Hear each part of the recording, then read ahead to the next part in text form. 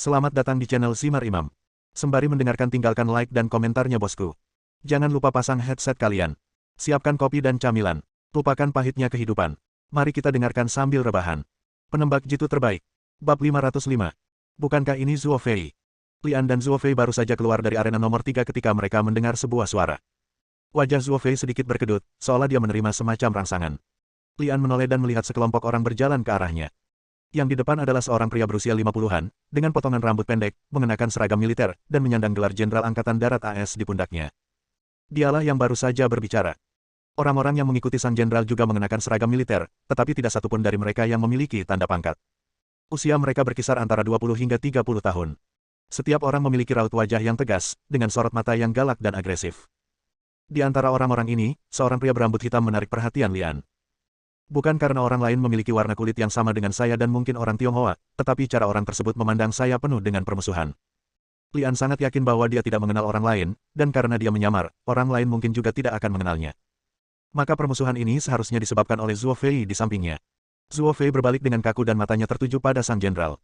Lian memperhatikan bahwa yang sebenarnya dilihat Zuo Fei bukanlah sang jenderal, melainkan pria berambut hitam yang mengikutinya. Ada rasa perih di matanya. Jenderal itu mengangkat tangan kanannya, dan pria berambut hitam yang berdiri di belakangnya melangkah maju dan berdiri di samping sang jenderal. Jenderal itu sekitar 20 helai rambut lebih tinggi dari pria berambut hitam itu. Dia merendahkan dan meletakkan tangannya dengan lembut di kepala pria berambut hitam itu untuk membelainya. Kelopak mata Lian tenggelam, dan sedikit kemarahan muncul di hatinya. Gerakan sang jenderal tampak seperti sedang membelai hewan peliharaan yang telah ia pelihara selama bertahun-tahun. Dia sama sekali tidak menganggap pria berambut hitam atau siapapun di sini sebagai manusia, tapi dia adalah dewa ketinggian yang mendominasi segalanya di sini. Zuo Fei, apakah dia murid barumu? Zuo Fei tidak menjawab.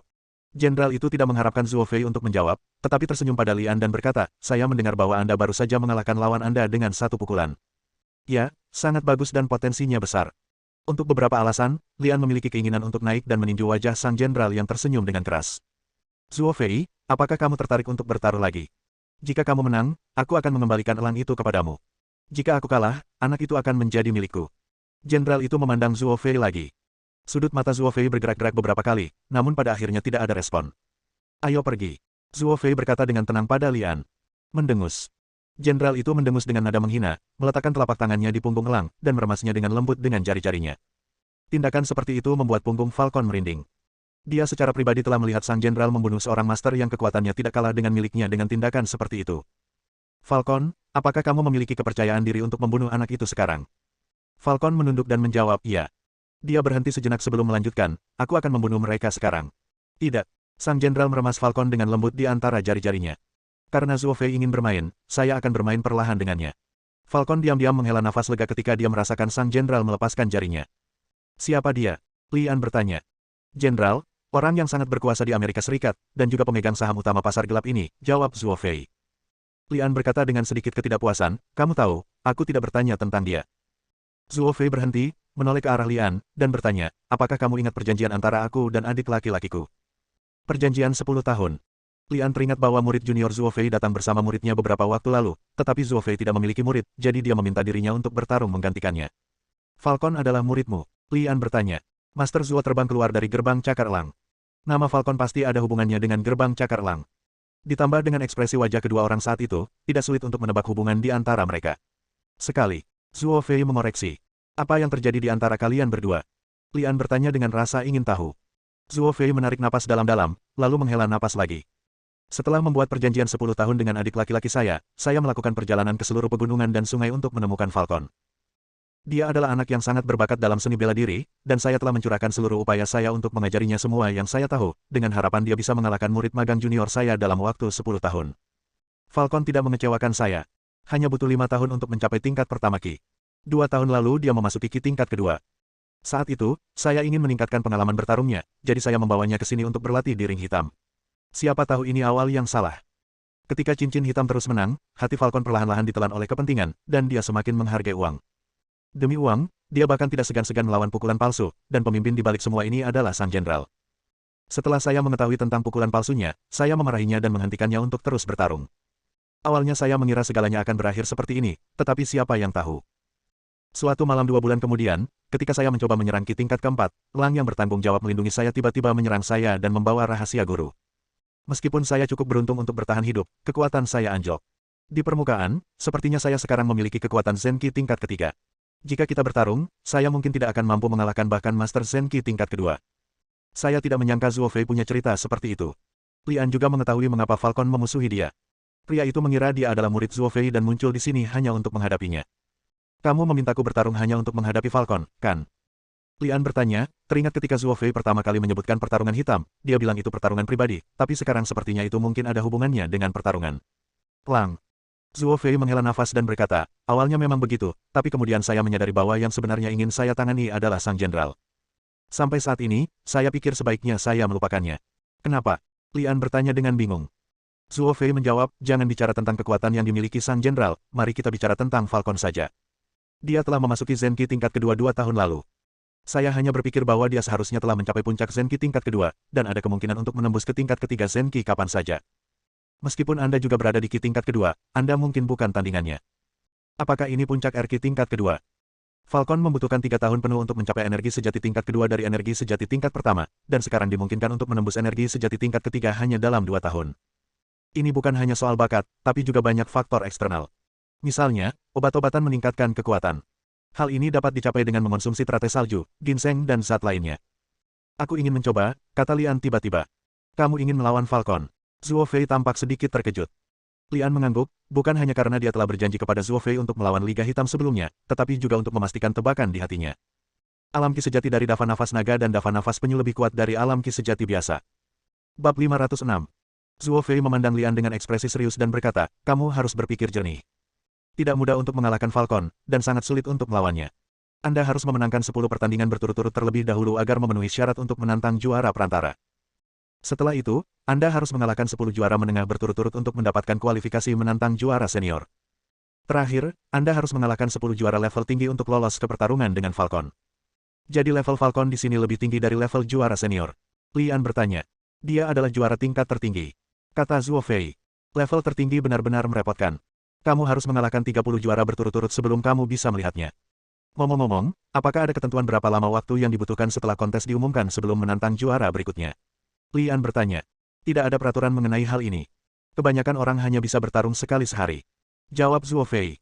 Lian menghela napas lega dan berkata, kalau begitu, mari kita lanjutkan ke pertandingan berikutnya. Pertandingan berikutnya. Apakah kamu berpikir? Aku akan pergi dan menyelesaikan prosedurnya untukmu sekarang.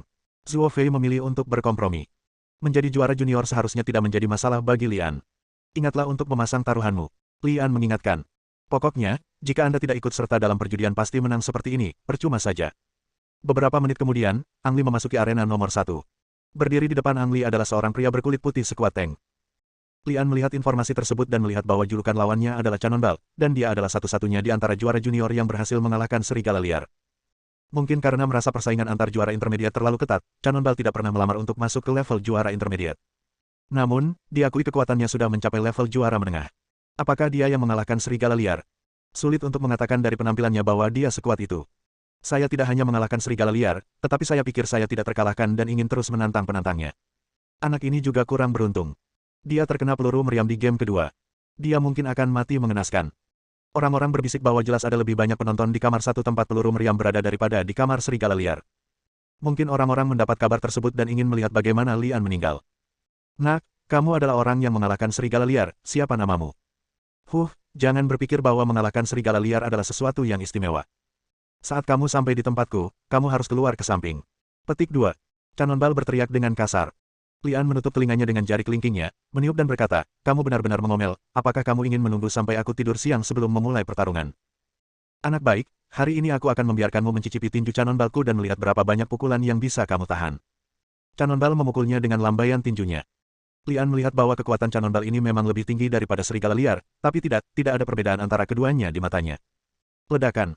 Bola meriam, sebesar tank, terbang di bawah pandangan orang-orang, jatuh ke tanah dan tidak pernah bangkit lagi. Baru setelah suara mekanis mengumumkan bahwa Ang Li menang, orang-orang baru menyadari apa yang telah terjadi. Bola meriam kalah. Seperti halnya duel antar serigala liar, Ang Li hanya memukul satu pukulan dan Cannonball berhasil dikalahkan. Sungguh menakjubkan, anak ini bahkan mengalahkan peluru meriam. Cannonball benar-benar hilang. Apa aku baru saja terpesona? Pukulan palsu, itu pasti pukulan palsu tadi. Orang-orang berspekulasi bahwa Lian telah meninggalkan arena nomor 1 di tengah diskusi. Tepat ketika orang mengira mereka tidak akan pernah melihat Lian lagi hari ini, Lian muncul di ruang ring 0. Hanya beberapa menit kemudian. Orang-orang datang setelah mendengar berita tersebut dan memadati auditorium di ruang kedua setelah rumah yang penuh sesak. Ringmaster di ruangan kedua dijuluki Hummingbird. Ia adalah pria yang relatif kurus. Kekuatan adalah kelemahannya, namun kecepatannya paling cepat di antara Ringmaster Junior. Dari segi kekuatan, Hummingbird dan Cannonball hampir sama. Orang-orang sangat penasaran apakah Ang Li juga bisa mengalahkan burung kolibri seperti dia mengalahkan serigala dan bola meriam. Saat suara mekanis mengumumkan permulaannya, burung kolibri menerkam Ang Li, menyebabkan bayangan setelahnya karena kecepatannya.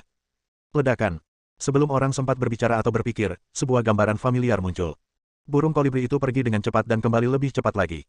Ia jatuh ke tanah dan hidup atau matinya tidak diketahui. Dia berhasil, dan dia bahkan mengalahkan burung kolibri. Setelah kalah berturut-turut dari Wild Wolf, Cannonball, dan Hummingbird, saya khawatir tidak ada seorang pun di antara juara junior ini yang akan menjadi lawannya lagi. Yang penting dalam 3 pertarungan, dia mengalahkan lawannya hanya dengan 1 pukulan. Kekuatan seperti itu sungguh menakutkan. Ya, menurutku juara tingkat menengah mungkin bukan lawannya. Siapa namanya? Crosshair.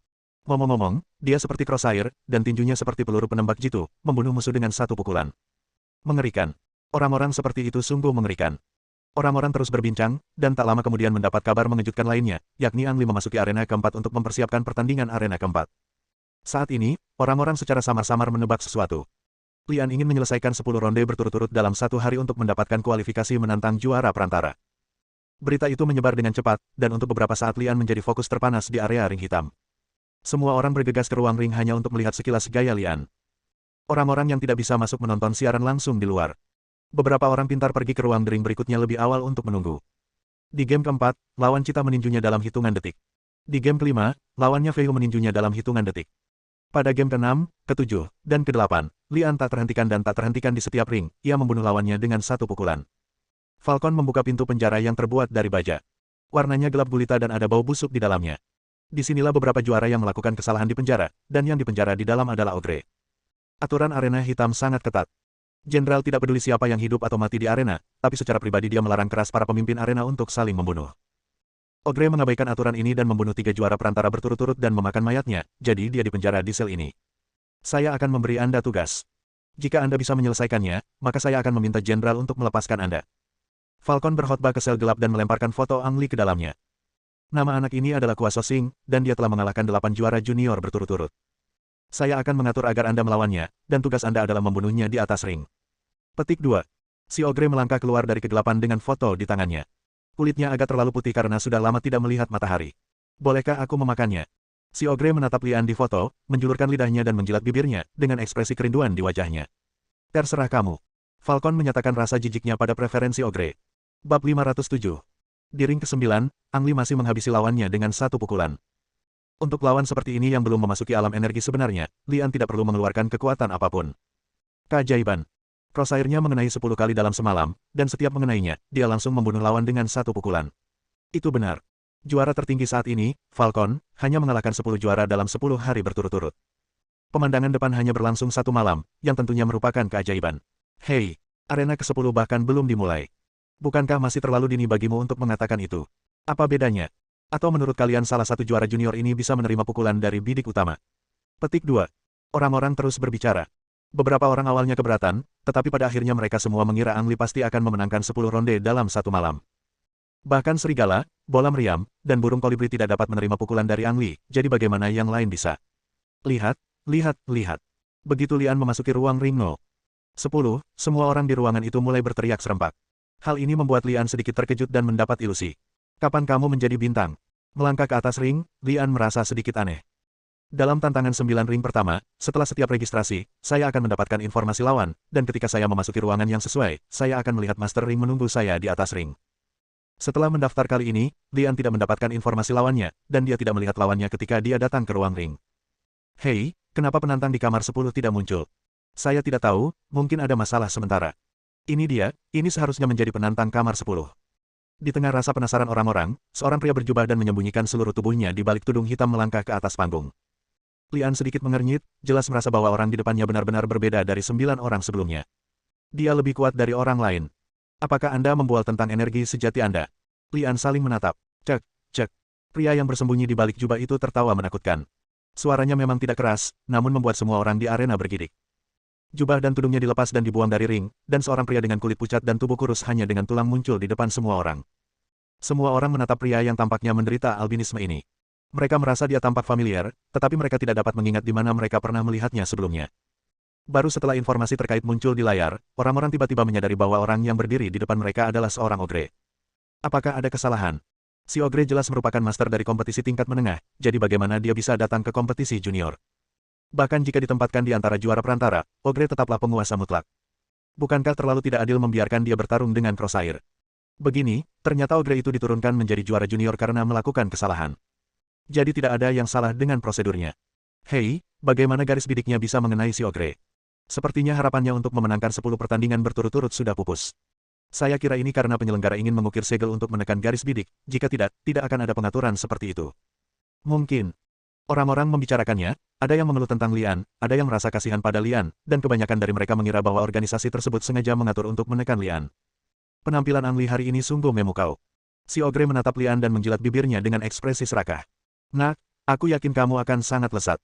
Apa maksudmu kamu ingin memakanku? Si ogre menggerakkan jarinya dan berjalan menuju Lian, dan berkata dengan dingin, jangan khawatir, aku tidak akan membiarkanmu menderita terlalu banyak kesakitan, karena itu akan menghancurkan dagingnya. Aku akan membiarkanmu mati dengan bahagia, tut-tut. Ogre itu kekurangan gizi karena kurungan jangka panjang, dan dia tampak seperti bisa pingsan hanya dengan satu hembusan angin, tapi bagaimanapun juga, dia adalah Master Ki tingkat pertama, jadi dia masih memiliki kekuatan. Baik kecepatan maupun kekuatannya tidak tertandingi oleh lawan Ang Li sebelumnya. Segera setelah pertandingan arena dimulai, ogre tiba-tiba melepaskan gerakan membunuhnya, bersiap untuk membunuh Ang Li dengan satu pukulan. Karena dia tahu sebelumnya bahwa kekuatan Lian tidak rendah, ogre tidak meninggalkan ruang untuk serangan ini, dan bahkan mengeluarkan potensi yang belum pernah terjadi sebelumnya, dan kekuatan serangannya bahkan lebih kuat daripada sebelum dia dipenjara. Sudah berakhir, sepertinya garis bidiknya akan segera hilang. Itu ogre. Dia mungkin akan membunuh Lian di depan semua orang dan kemudian memakannya. Ledakan. Begitu orang-orang mulai berbicara, pemandangan yang menakjubkan muncul. Adegan di mana semua orang membayangkan Ang Li terbunuh tidak muncul. Sebaliknya, ogre itu ditinju oleh Ang Li. Setelah itu tidak ada lagi setelahnya. Ogre itu tergeletak di tanah, hidup atau mati. Suara hitung mundur mekanis berbunyi, dan diumumkan bahwa Ang Li telah memenangkan kompetisi arena ini. Wow! Saya tidak tahu siapa yang berteriak, dan orang-orang bersorak. Ang Li memenangkan 10 pertandingan berturut-turut dalam satu malam, dan melawan mantan juara tingkat menengah ogre di pertandingan terakhir. Mampu menciptakan rekor yang begitu mengesankan, apalagi yang bisa disebut keajaiban. Singkatnya, Ang Li mencetak rekor baru. Bang! Falcon melemparkan laptopnya ke tanah dan berkata dengan ekspresi muram, penglihatan, aku tidak menyangka bahkan ogre pun bukan tandinganmu. Bunuh seketika dengan satu pukulan. Menarik. Tampaknya Anda juga memiliki kekuatan Ki tingkat kedua. Itu benar, jika Anda bahkan tidak memiliki kekuatan untuk mencapai Ki tingkat kedua, lalu mengapa orang tua itu membawa Anda ke sini? Hehe, apa kamu pikir kamu bisa mengalahkanku seperti ini? Falcon menduga Lian memiliki kekuatan Ki tingkat kedua, tetapi dia salah tentang satu hal. Dia percaya bahwa Lian mampu membunuh ogre secara instan dengan satu pukulan karena Lian menggunakan kekuatan Ki tingkat kedua. Tidak terlalu. Lian hanya menggunakan kekuatan Ki tingkat pertama untuk mengalahkan ogre, bahkan kekuatan puncak tingkat pertama. Inilah kekuatan teknik nafas naga dan teknik nafas penyu. Cukup untuk hari ini. Lian awalnya ingin menantang juara menengah secara langsung dan memenangkan 10 pertandingan berturut-turut, tapi Zhuo Fei menghentikannya. Penampilannya hari ini cukup luar biasa, apalagi saat ia mengalahkan ogre dengan satu pukulan di game terakhir. Itu setara dengan tamparan di wajah Sang Jenderal. Jika mereka terus menang hari ini, Sang Jenderal mungkin akan mengambil tindakan luar biasa untuk menghadapinya. Zhuo Fei tidak takut bertarung sendirian satu lawan satu, tapi dia harus berhati-hati saat menghadapi cara yang luar biasa. Lian tidak memaksanya, terutama karena hari sudah larut. Setelah menerima berbagai bonus, Lian dan Zhuo Fei meninggalkan area hitam bersama.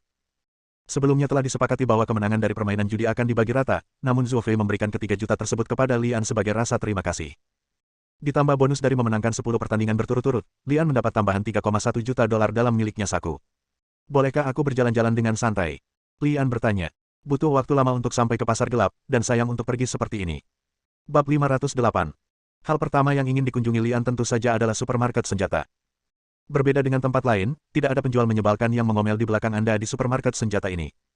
Dalam kata-kata bosnya sendiri, setiap pelanggan yang memasuki toko ini tahu apa yang mereka inginkan.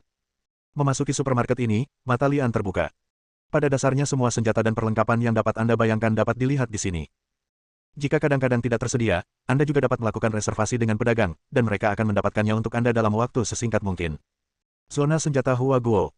Ang Li tertarik dengan senjata negaranya. Semua model senjata umum tersedia di sini, dan beberapa edisi modifikasi atau peringatan khusus yang belum diedarkan sama sekali juga dapat dilihat di sini. Beli satu. Lian menatap senapan sniper yang paling biasa dia gunakan, dan memiliki keinginan untuk membelinya, tapi akhirnya menyerah. Alasannya sederhana, Ang Li tidak mau mengungkapkan identitasnya, dan kebiasaan seseorang menggunakan senjata paling mudah mengungkap identitasnya. Pada akhirnya Ang Li hanya membeli senapan sniper produksi Amerika Serikat.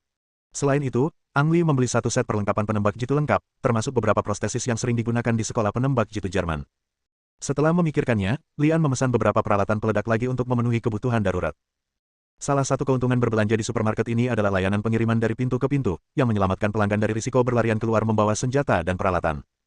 Ang Li tidak meninggalkan janggutnya ke sasana bela diri atau alamat apartemen Grace, melainkan meninggalkan alamat rumah Mi 10 mangkuk. Bagaimanapun, Zhuo Fei ada di sisinya, dan dia tidak keberatan dengan ini. Setelah keluar dari supermarket, Lian berjalan-jalan sebentar. Lian tidak tertarik pada barang selundupan seperti narkoba dan perdagangan manusia, jadi dia tanpa sadar berjalan ke toko buku. Dikatakan sebagai toko buku, namun nyatanya hanya toko kecil yang luasnya hanya beberapa meter persegi, bahkan tanpa papan nama. Siapa di antara orang-orang yang datang ke sini yang akan membeli buku dan membacanya? Lian bergumam di dalam hatinya, tapi saat matanya tertuju pada buku itu, ekspresinya terkejut. Baguas Hang, Parade Harimau dan Bangau, Tendangan Tanpa Bayangan, Tinju Mabuk. Saya akan pergi, itu semua adalah rahasia seni bela diri, bahkan kungfu cakar setan di Sekte Cakar Elang Zhuo Fei. Apakah ini semua palsu? Lian bertanya dengan suara rendah. Zhuo Fei menatap buku rahasia kungfu cakar elang dengan ekspresi malu di wajahnya. Adik, ini toko berusia seabad. Barang yang dijual dijamin asli dan asli. Sebuah suara tua datang, dan seorang lelaki tua berkacamata dan membungkukkan badan berjalan keluar dari sudut, dan usianya tidak terlihat sama sekali. Ketika Zhuo Fei melihat lelaki tua itu, dia segera mengangkat tangannya dan memberi hormat. Senior, ini pertama kalinya dia ke pasar gelap. Orang tua itu mengangkat tangannya untuk menunjukkan bahwa Zhuo Fei tidak perlu menjelaskan. Dia tidak memiliki kemarahan sama sekali. Dia menghadap Lian dan berkata, adik, sudah takdir kamu ada di sini. Pilih sebuah rahasia pesan dan kembali. Lian menganalisis dari ekspresi Zhuo Fei bahwa semua rahasia yang dijual di sini adalah benar, dan dia sangat terkejut. Jika saya pergi dan membuang rahasianya dan menjualnya, bukankah ada ahli seni bela diri di mana-mana Diki? Lian segera mengerti lagi. Pertama, karena lelaki tua itu berani menjual rahasia-rahasia ini, dia tidak takut akan masalah dari sekte rahasia yang asli. Dia sendiri memiliki kekuatan yang sangat tinggi, atau dengan kata lain, dia memiliki kekuatan yang besar di belakangnya, dan sekte tersebut tidak berani menyinggung perasaannya. Sama seperti Zhuo Fei yang dengan hormat memanggilnya, senior, ketika dia melihatnya. Kedua, tip ini pasti sangat mahal dan tidak semua orang mampu membelinya, jika tidak, tidak akan ada pelanggan yang datang ke sini. Ketiga, meskipun Anda mendapatkan buku rahasianya, pada dasarnya tidak mungkin mempelajari isinya tanpa bimbingan seorang ahli. Di saat yang sama, risikonya juga sangat tinggi. Seolah-olah Lian mempelajari teknik nafas naga dari ayahnya, tetapi tidak memiliki bimbingan lanjutan dan tidak memahami keterampilan gerakan Qi, dan dia hampir mati mendadak karenanya. Zhuo Fei memandang Lian, bukan saja dia tidak membujuknya untuk membeli buku rahasia, tetapi dia juga tidak membujuknya untuk tidak membelinya, tetapi ekspresinya sedikit rumit. Alasannya juga sangat sederhana. Tidak peduli buku rahasia mana yang dibeli Lian, sekte asli dari buku rahasia itu tidak berani menyinggung orang tua itu, tapi juga akan memburu orang yang mengambil buku rahasia itu. Ini adalah pertama kalinya Ang Li melihat seseorang menjual tip, dan rasanya seperti sesuatu yang keluar dari film. Adikku, aku melihat kamu memiliki tulang yang luar biasa dan ahli dalam berlatih. Ayo, aku punya buku rahasia di sini. Pilih salah satu. Karena penasaran, Lian mengambil sebuah buku dari rak buku. Bahkan sebelum saya melihat isinya, saya melihat label harga di bawah. 10 juta dolar. Harga ini sungguh luar biasa mahal, tak heran jika pelanggannya tidak banyak. Berapa banyak orang yang mampu membeli buku rahasia ini? Terlebih lagi, rahasia di tangan Lian sangat biasa, itu adalah keterampilan pedang dari sekte kecil. Di era ketika senjata panas berterbangan kemana-mana, orang awam lebih suka menggunakan senjata. Siapa yang rela mengeluarkan begitu banyak uang untuk membeli panduan pedang dan menghabiskan begitu banyak waktu dan tenaga untuk mempelajarinya? Membuka buku rahasia dan meliriknya, Lian menemukan bahwa kecuali pendahuluan pembukaan dan pengenalan 1/2 gerakan pertama, bagian belakang buku rahasia yang tampaknya kuno ini sebenarnya kosong. Apa yang terjadi? Lian bertanya dengan bingung. Zhuo Fei menjelaskan di sampingnya, ini untuk seseorang yang mencuri pelajaran. Ang Li paham. Ada adegan seperti ini di film. Orang seperti Huang Rong yang punya ingatan fotografis, cukup membacanya sekali dan hafal isinya. Bahkan jika Anda tidak memiliki memori fotografis, sangatlah mudah untuk mendapatkan kamera seperti mata-mata untuk mengambil gambar. Cek, cek. Orang tua itu tertawa dan berkata, adik, yang saya taruh di sini semua adalah sampel. Jika Anda menginginkannya, tentu saja saya akan memberikan yang asli, tetapi itu hanya salinan tulisan tangan. Selain itu, saya juga punya versi elektronik di sini. Hanya materi yang dapat dilihat yang akan dibatasi dan tidak dapat disebarluaskan. Bahkan ada versi elektronik terenkripsi yang sangat mengikuti tren zaman. Lian meletakkan buku rahasia di tangannya dan melihat buku rahasia lainnya. Selain rasa ingin tahu, dia tidak memiliki perasaan khusus tentang buku rahasia tersebut. Terutama karena Lian mempelajari Dava Nafas Naga dan Dava Nafas Penyu, keduanya berevolusi dari Dava Penyu Naga. Tidak banyak orang yang mengetahui tentang Dragon Turtle Dava, namun levelnya jauh lebih tinggi dibandingkan I Ching karya Shaolin. Sedangkan untuk ilmu bela diri ofensif, Ang Li memiliki keterampilan tinju harimau dan pisau terbang yang keduanya cukup untuk menghadapi musuh. Sangat halus. Mata Lian tertuju pada sebuah buku rahasia rusak di sudut.